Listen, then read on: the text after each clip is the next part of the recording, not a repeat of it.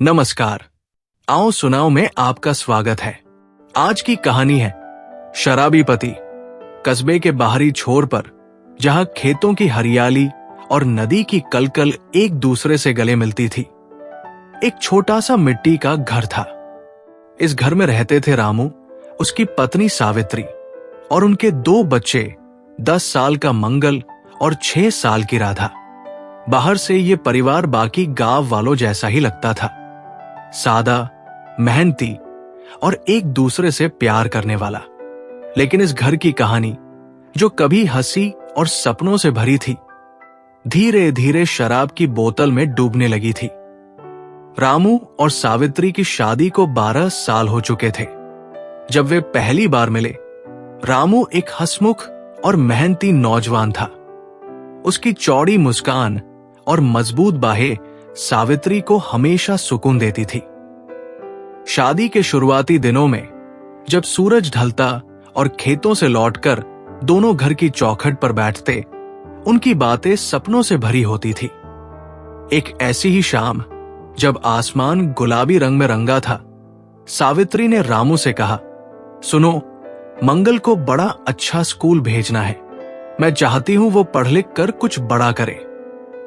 रामू ने उसका हाथ थामा और हंसते हुए जवाब दिया, अरे मेरी रानी, तू चिंता मत कर, मैं दिन रात मेहनत करूंगा। मंगल को डॉक्टर बनाएंगे और राधा को टीचर। देखना, एक दिन हमारा घर पक्का होगा और तुझे लाल रंग की साड़ी लाकर दूंगा। सावित्री ने शर्माते हुए उसकी ओर देखा और बोली, बस तुम ऐसे ही मेरे साथ रहो, मुझे और कुछ नहीं चाहिए। उनकी हंसी हवा में गूंजती और मंगल राधा पास ही खेलते हुए अपनी मां बाप की बातें सुनकर मुस्कुराते। रामू उस वक्त शराब को हाथ भी नहीं लगाता था। वो सुबह जल्दी उठता, खेतों में मजदूरी करता और शाम को बच्चों के लिए कभी मिट्टी के खिलौने तो कभी गुड़ की डली लाता। सावित्री भी खेतों में काम करती और रात को चूल्हे पर रोटियां सेंकते वक्त भजन गुनगुनाती। उनका जीवन सादा था, लेकिन प्यार और उम्मीद से भरा हुआ। लेकिन ये सुख ज्यादा दिन नहीं टिका। गांव में एक नया ठेका खुला और रामू के कुछ दोस्तों ने उसे वहां बुलाना शुरू किया। शुरुआत में वो हिचकता था। एक दिन, जब सावित्री खेतों में देर तक काम कर रही थी, रामू दोस्तों के साथ ठेके पर चला गया। पहला पेग गले से उतरते ही उसे अजीब सा सुकून मिला। उसने सोचा, बस कभी कभी पी लिया तो क्या बुरा। लेकिन यही कभी कभी धीरे धीरे हर दिन का हिस्सा बन गया। शराब ने रामू को अपनी गिरफ्त में ले लिया। उसकी कमाई, जो पहले घर के लिए खर्च होती थी, अब ठेके की भेंट चढ़ने लगी। सावित्री ने जब इसका जिक्र किया तो रामू पहली बार उस पर चिल्लाया। एक रात, जब वो नशे में डगमगाता हुआ घर लौटा, सावित्री ने उसे खाना परोसते हुए धीरे से कहा, रामू, तुम इतना क्यों पीने लगे? बच्चों की फीस बाकी है और राशन भी खत्म होने वाला है। रामू ने मेज पर मुक्का मारा और चीखा, तू मुझे सिखाएगी? मैं मेहनत करता हूं, जो चाहे करूं। चुप रह, नहीं तो। उसकी आंखों में गुस्सा था, जो सावित्री ने पहले कभी नहीं देखा था। वो चुप हो गई, लेकिन उसका दिल डर और दुख से भर गया। रामू का गुस्सा अब सिर्फ सावित्री तक सीमित नहीं रहा। एक दोपहर, जब मंगल स्कूल से लौटा और अपनी किताबें मेज पर रख रहा था, रामू ने उसे देखकर तंज कसा, पढ़ पढ़कर क्या बनेगा? मेहनत कर, कुछ कमा कर ला। मंगल ने डरते हुए कहा, पिताजी, मैं तो बस। लेकिन रामू ने उसकी बात पूरी होने से पहले ही उसे थप्पड़ मार दिया। मंगल का मुंह लाल हो गया और वो रोते हुए कोने में जाकर बैठ गया। सावित्री ने उसे बचाने की कोशिश की, लेकिन रामू ने उसे भी धक्का दे दिया। उस रात राधा ने अपनी मां के आंचल में मुंह छिपाकर रोते हुए पूछा, मां, पिताजी ऐसे क्यों हो गए? सावित्री के पास कोई जवाब नहीं था। रामू का व्यवहार दिन ब दिन बिगड़ता गया। वो अब न सिर्फ घर में, बल्कि मोहल्ले में भी हंगामा करने लगा। एक शाम, जब वो ठेके से लौट रहा था, उसने पड़ोस के श्यामलाल के बेटे को साइकिल चलाते देखा। नशे में उसने बच्चे को गाली दी और उसकी साइकिल छीनने की कोशिश की। श्यामलाल ने जब उसे रोका तो रामू ने उसके साथ हाथापाई शुरू कर दी। मोहल्ले के लोग इकट्ठा हो गए और श्यामलाल के भाई ने रामू को एक जोरदार मुक्का मारा। रामू गली में गिर पड़ा, उसका माथा फट गया। सावित्री उसे खींचकर घर लाई, उसके घाव साफ किए, लेकिन रामू ने उसे गालियां दी। तूने मुझे यहां लाकर बेइज्जत किया। सावित्री का जीवन अब एक अंतहीन संघर्ष बन चुका था। वो दिन भर खेतों में काम करती, बच्चों का पेट भरने के लिए राशन उधार लेती और रात को रामू के गुस्से का सामना करती। उसका चेहरा, जो कभी हंसी से चमकता था, अब थकान और उदासी की लकीरों से भर गया था। फिर भी वो बच्चों के लिए जी रही थी। मंगल और राधा उसकी हिम्मत थे। वो चाहती थी कि वे पढ़ लिख कर इस नरक से बाहर निकले। एक दिन जब सावित्री खेतों से लौटी, उसने देखा कि घर का ताला टूटा हुआ है, अंदर का सारा सामान बिखरा पड़ा था।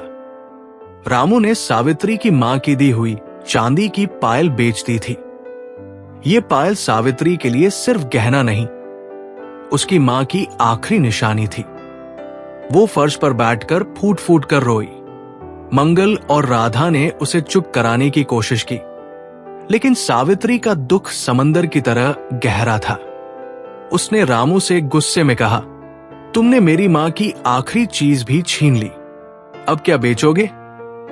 रामू ने नशे में उसका मुंह दबाया और चीखा, चुप रह, नहीं तो तुझे भी बेच दूंगा। सावित्री का दिल टूट गया। उसने उस रात बच्चों को सीने से लगाया और सोचा कि अब क्या होगा। रामू का पतन रुकने का नाम नहीं ले रहा था। उसने अब साहूकारों से कर्ज लेना शुरू कर दिया। एक दिन साहूकार का गुंडा घर आया और सावित्री को धमकी दी, पैसे नहीं चुकाए तो घर बेच देंगे। सावित्री ने रोते हुए उससे समय मांगा। उसने और मेहनत शुरू की। सुबह खेतों में, दोपहर को दूसरों के घर बर्तन मांजने और रात को सिलाई करने, लेकिन उसकी कमाई रामू की शराब में डूब जाती। एक रात जब बारिश की बूंदें छत पर थपथपा रही थी, रामू नशे में घर लौटा। उसने सावित्री से पैसे मांगे। जब सावित्री ने मना किया तो उसने मंगल की स्कूल की किताबें आग में डाल दी। मंगल चीखा, पिताजी, मेरी किताबें, लेकिन रामू ने उसे लात मार दी। सावित्री ने बच्चों को बचाने की कोशिश की, लेकिन रामू ने उसे दीवार से सटा दिया। उस रात मोहल्ले के लोग सावित्री की चीखें सुनकर आए। उन्होंने रामू को रोकने की कोशिश की, लेकिन वो उनसे भी भिड़ गया। आखिरकार पुलिस को बुलाना पड़ा। रामू को हवालात में बंद कर दिया गया। सावित्री ने उसे अगले दिन छुड़ा लिया। वो नहीं चाहती थी कि बच्चों के पिता का नाम बदनाम हो, लेकिन रामू ने जेल से लौटकर और गुस्सा निकाला। उसने सावित्री को ताने मारे, तूने मुझे जेल भिजवाया, अब देख मैं तुझे और बच्चों को सबक सिखाऊंगा। सावित्री चुप रही, लेकिन उसका मन टूटने की कगार पर था। मोहल्ले के लोग अब सावित्री से दूरी बनाने लगे। उन्हें लगता था कि रामू की हरकतों का असर उनके घरों पर भी पड़ सकता है। सावित्री अकेली पड़ गई। उसका दुख, उसका संघर्ष, सब कुछ अब सिर्फ उसकी और बच्चों की जिंदगी का हिस्सा था। लेकिन सावित्री ने हार नहीं मानी। वो जानती थी कि अगर वो टूटी तो बच्चों का भविष्य भी टूट जाएगा। रात गहरी हो चुकी थी। सावित्री ने बच्चों को पुराने कंबल में लपेटा और खुद छत के कोने में बैठ गई। उसकी आंखों में आंसू थे, लेकिन चेहरे पर एक अजीब सी हिम्मत भी। वो सोच रही थी कि कल सुबह फिर एक नया दिन होगा। शायद वो दिन कुछ बेहतर लाए। लेकिन रामू का नशा और उसका गुस्सा अब उनके जीवन का ऐसा सच बन चुका था जिससे भागना नामुमकिन था। सावित्री की जिंदगी अब एक ऐसी डोर पर लटक रही थी जो कभी भी टूट सकती थी। रामू की शराब की लत ने उनके घर को पहले ही खोखला कर दिया था और अब उसका पतन एक नई और भी भयावह दिशा में बढ़ रहा था। सावित्री दिन रात मेहनत करती, बच्चों का पेट भरने और रामू के कर्ज चुकाने की जद्दोजहद में जुटी रहती। लेकिन रामू का गुस्सा और नशा हर बार उसकी उम्मीदों को कुचल देता। मोहल्ले में अब लोग सावित्री से मुंह फेर चुके थे और बच्चे मंगल और राधा अपने पिता के डर में सिमटते जा रहे थे। फिर भी सावित्री के दिल में एक छोटी सी चिंगारी बाकी थी जो उसे बच्चों के लिए लड़ने की ताकत दे रही थी। रामू की शराब की भूख अब इतनी बढ़ चुकी थी कि उसकी मजदूरी की कमाई, जो पहले ही कम थी, बिल्कुल खत्म हो गई। ठेके वाले अब उसे उधार देने से मना करने लगे थे। साहूकारों का कर्ज सिर पर चढ़ चुका था और हर दूसरे दिन उनके गुंडे घर आकर सावित्री को धमकियां देते। रामू, जिसे कभी गांव में मेहनतकश मजदूर के रूप में जाना जाता था, अब एक ऐसी छाया बन चुका था जो सिर्फ नशे और गुस्से में जीती थी। एक रात जब सावित्री बच्चों को सुलाकर सिलाई का काम कर रही थी, रामू घर लौटा। उसकी आंखें लाल थी और हाथ में शराब की बोतल नहीं थी।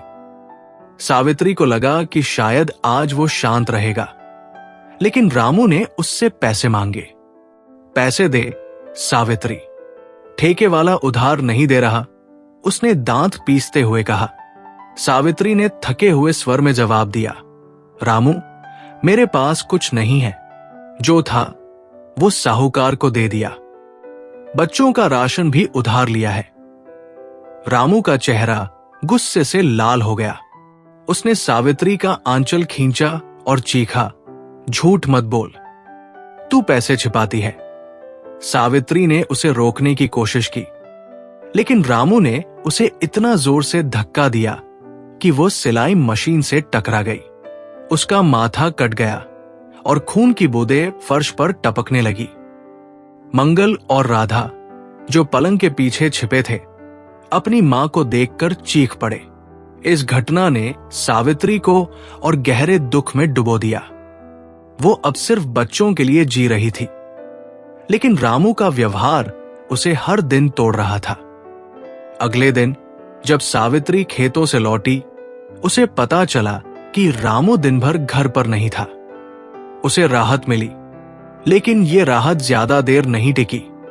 रात को रामू लौटा और इस बार उसके हाथ में शराब की बोतल थी।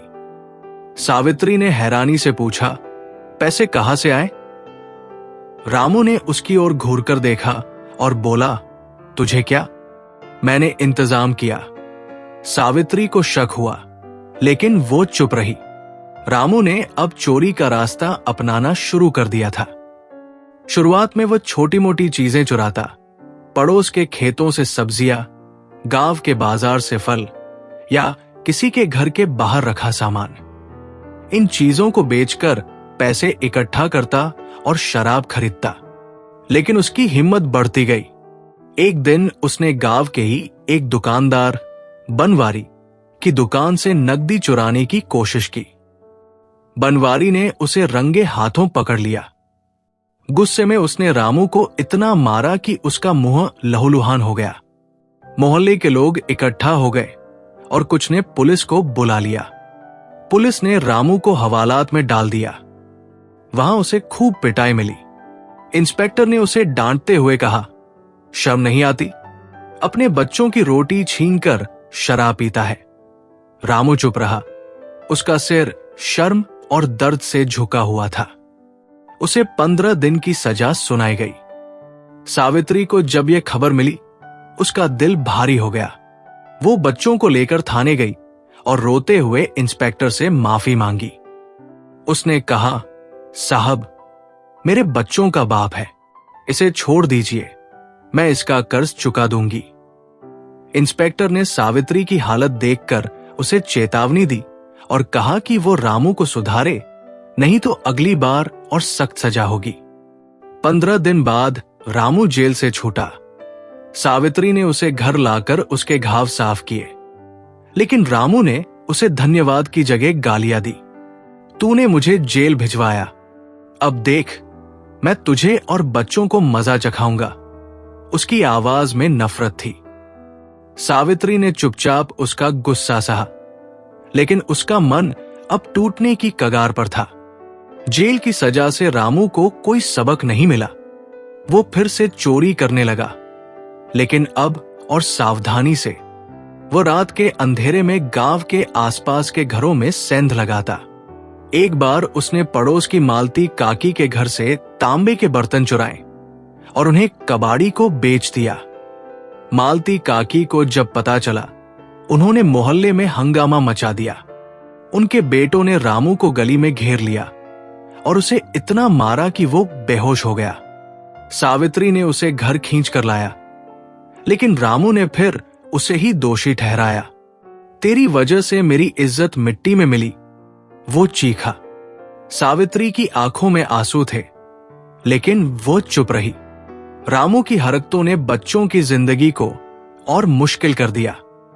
मंगल अब स्कूल में ताने सुनता। बच्चे उसे चोर का बेटा कहकर चिढ़ाते। एक दिन वो रोते हुए घर लौटा और सावित्री से लिपट कर बोला, मां, मैं स्कूल नहीं जाऊंगा। सब मुझसे नफरत करते हैं।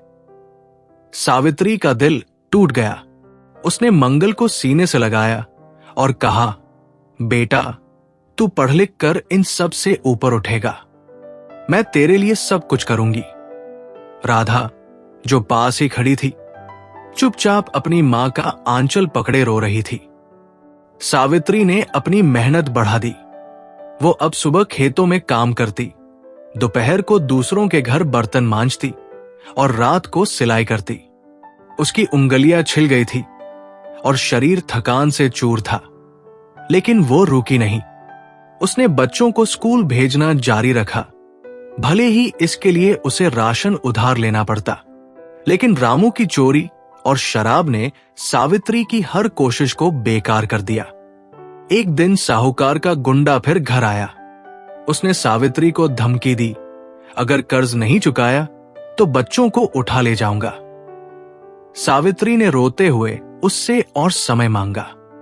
उस रात जब रामू नशे में घर लौटा, सावित्री ने उससे गुस्से में कहा, तुमने हमें कर्ज के गड्ढे में डाल दिया, अब बच्चों की जान को भी खतरा है। रामू ने हंसते हुए जवाब दिया, तो बेच दे बच्चों को। मुझे क्या, बस मुझे पैसे दे। सावित्री का खून खौल उठा। उसने पहली बार रामू को जवाब दिया, तू इंसान नहीं, हैवान बन गया है। रामू ने उसे इतना मारा कि उसका मुंह सूज गया। मंगल और राधा अपनी मां को बचाने के लिए चीखे, लेकिन रामू ने उन्हें भी धक्का दे दिया। इस घटना ने सावित्री के सब्र का बांध तोड़ दिया। उसने उस रात बच्चों को सीने से लगाया और फैसला किया कि वो अब इस नरक में नहीं रहेगी। लेकिन उसके पास न पैसे थे, न कोई सहारा। वो जानती थी कि रामू और साहूकार उसे और बच्चों को आसानी से नहीं छोड़ेंगे। फिर भी उसके मन में एक छोटी सी उम्मीद जगी। उसने अपनी पुरानी सहेली कमला को चिट्ठी लिखी, जो शहर में सिलाई की दुकान चलाती थी। सावित्री ने उसे अपनी हालत बताई और मदद मांगी। कुछ दिन बाद कमला का जवाब आया। उसने सावित्री को अपने पास बुलाया और वादा किया कि वो उसे और बच्चों को नई शुरुआत देगी। सावित्री ने चुपके से अपनी और बच्चों की कुछ जरूरी चीजें बांधी। उसने मंगल और राधा से कहा, हम अब इस घर में नहीं रहेंगे, एक नया जीवन शुरू करेंगे। मंगल ने डरते हुए पूछा, मां, अगर पिताजी ने हमें ढूंढ लिया तो? सावित्री ने उसका माथा चूमा और बोली, मैं तुम्हें कुछ नहीं होने दूंगी। रात के अंधेरे में सावित्री बच्चों को लेकर घर से निकल पड़ी। वो नहीं चाहती थी कि रामू या साहूकारों को उसकी योजना का पता चले। उसका दिल डर से कांप रहा था, लेकिन बच्चों का हाथ थामे वो आगे बढ़ती रही। उसकी आंखों में आंसू थे, लेकिन चेहरे पर एक नई हिम्मत थी। वो जानती थी कि यह रास्ता आसान नहीं होगा, लेकिन अब उसके पास और कोई चारा नहीं था। रामू को जब सावित्री के गायब होने का पता चला, वो गुस्से से पागल हो गया। उसने गांव में हंगामा मचाया, पड़ोसियों से गालियां बकी और सावित्री को ढूंढने की धमकी दी। लेकिन उसका शरीर शराब की वजह से कमजोर हो चुका था और गांव वाले अब उससे तंग आ चुके थे। रामू अकेला पड़ गया। उसकी जिंदगी अब सिर्फ शराब और बर्बादी का नाम थी। सावित्री अपनी सहेली कमला के पास शहर पहुंची। कमला का घर छोटा सा था, लेकिन उसमें अपनापन था। कमला ने सावित्री को गले लगाया और कहा, तूने सही किया सावित्री, अब यहां से नई शुरुआत होगी। कमला ने सावित्री को अपनी सिलाई की दुकान में काम दिया। सावित्री ने दिन रात मेहनत शुरू की। उसकी उंगलियां सुई धागे के साथ नाचती और हर सिलाई में वो अपने बच्चों के लिए एक बेहतर कल बुनती। उसकी मेहनत रंग लाई। कुछ ही महीनों में उसने इतने पैसे जोड़ लिए कि मंगल और राधा को फिर से स्कूल में दाखिल करवा सके। मंगल, जो गांव में ताने सुनकर टूट चुका था, अब शहर के स्कूल में नए सिरे से पढ़ने लगा। उसकी आंखों में फिर से सपने जागे। राधा, जो पहले डर से चुप रहती थी, अब स्कूल में गाने गुनगुनाने लगी। सावित्री का चेहरा, जो कभी आंसुओं से भीगा रहता था, अब थकान के बावजूद हिम्मत से चमकता। वह रात को बच्चों को पढ़ाती, उनके साथ हंसती और कमला के साथ चाय पीते हुए पुरानी यादें ताजा करती। कमला उसकी सबसे बड़ी ताकत बन गई थी। एक दिन जब सावित्री ने कमला को अपनी पुरानी जिंदगी के बारे में बताया, कमला ने उसका हाथ थाम कर कहा, तूने जो सहा वो कोई और नहीं सह सकता। अब तू सिर्फ आगे देख। सावित्री की आंखों में आंसू थे, लेकिन इस बार वे दुख के नहीं, बल्कि एक नई उम्मीद के थे। लेकिन रामू से पीछा छुड़ाना इतना आसान नहीं था। जब उसे पता चला कि सावित्री बच्चों को लेकर गायब हो गई, वो गुस्से से पागल हो गया। उसने गांव में हंगामा मचाया, पड़ोसियों को गालियां दी और सावित्री को ढूंढने की धमकी दी। वो मेरी बीवी है, मेरे बच्चे हैं, मैं उन्हें वापस लाऊंगा, वो चीखता। लेकिन गांव वाले अब उससे तंग आ चुके थे। उसकी चोरी की हरकतों और शराब की लत ने उसकी सारी इज्जत मिट्टी में मिला दी थी। साहूकारों ने भी उसका पीछा नहीं छोड़ा। वे हर दिन उसके घर आते और कर्ज की वसूली के लिए धमकाते। रामू का शरीर शराब की वजह से कमजोर हो चुका था।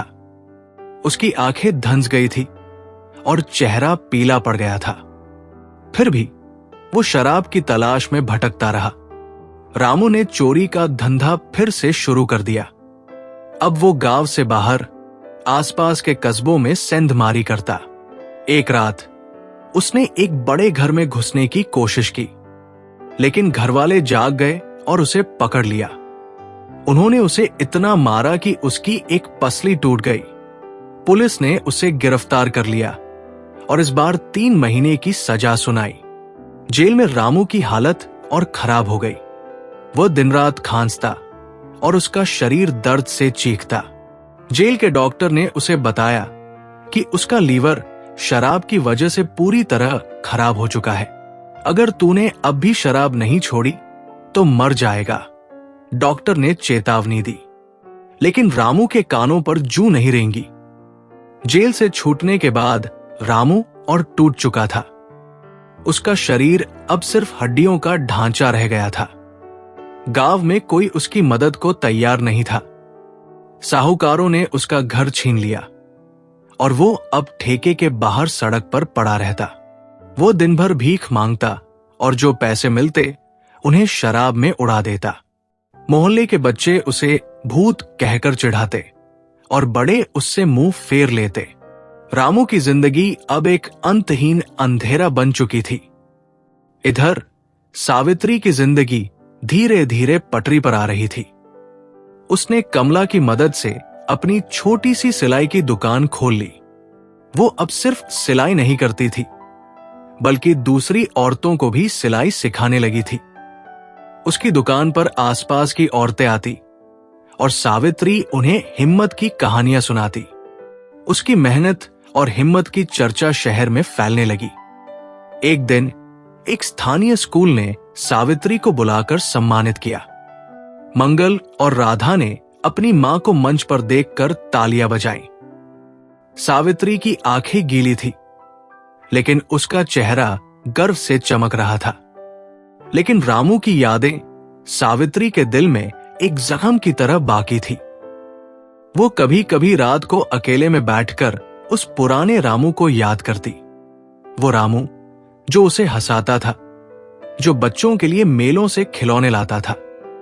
एक रात जब वो खिड़की के पास खड़ी थी, मंगल ने उससे पूछा, मां, पिताजी अब कहाँ होंगे? सावित्री ने गहरी सांस ली और बोली, बेटा, वो अब हमारी जिंदगी का हिस्सा नहीं है। हमें अपने रास्ते पर चलना है। मंगल ने चुपचाप उसका हाथ थाम लिया। एक सर्द रात जब ठंड हड्डियां चीर रही थी, रामू ठेके के बाहर सड़क पर पड़ा मिला। उसका शरीर नीला पड़ चुका था और सांसें टूट रही थी। एक राहगीर ने उसे अस्पताल पहुंचाया, लेकिन डॉक्टरों ने हाथ खड़े कर दिए। ये अब नहीं बचेगा, उन्होंने कहा। रामू कुछ देर तक होश में रहा। उसकी धुंधली आंखों में सावित्री और बच्चों का चेहरा कौंधा। उसने कमजोर आवाज में बड़बड़ाया, सावित्री, मंगल, राधा, मैंने सब बर्बाद कर दिया। उसकी आवाज टूट गई और उसकी सांसें थम गई। रामू की मृत्यु उसी तरह हुई जैसे उसकी जिंदगी बीती थी, अकेले, उदास और शराब की बोतल के साए में। रामू की मौत की खबर सावित्री तक पहुंची। कमला ने उसे बताया और सावित्री चुपचाप गांव लौटी। उसने रामू का अंतिम संस्कार किया। चिता की आग जल रही थी और सावित्री उसमें अपने पुराने जीवन को जलता देख रही थी। उसकी आंखों में आंसू थे, लेकिन वे रामू के लिए नहीं, बल्कि उस जिंदगी के लिए थे जो कभी उनकी थी। वो उस रामू को याद कर रही थी जो उसे प्यार करता था, जो बच्चों के लिए सपने देखता था। लेकिन वो रामू कब का मर चुका था, शराब की बोतल में डूबकर। सावित्री शहर लौट आई। उसने अपनी दुकान को और बड़ा किया। मंगल अब स्कूल में अव्वल आने लगा और उसने अपनी मां से वादा किया कि वो पढ़ लिख कर डॉक्टर बनेगा। राधा अब न सिर्फ गाने गाती, बल्कि स्कूल के नाटकों में हिस्सा लेने लगी। सावित्री की जिंदगी अब एक नया रंग ले चुकी थी। वो अब सिर्फ एक मां नहीं थी, बल्कि उन तमाम औरतों के लिए मिसाल थी जो अपने दुखों से लड़कर नई राह बनाती हैं। गांव में सावित्री की कहानी एक सबक बन गई। लोग रामू की बर्बादी और सावित्री की हिम्मत की बात करते। सावित्री ने अपने बच्चों को सिखाया कि जिंदगी में चाहे कितने भी दुख आए, हार मानना कोई रास्ता नहीं है। कहानी कैसी लगी कमेंट करके जरूर बताएं और हमारे चैनल आओ सुनाओ को लाइक, शेयर और सब्सक्राइब करना ना भूलें।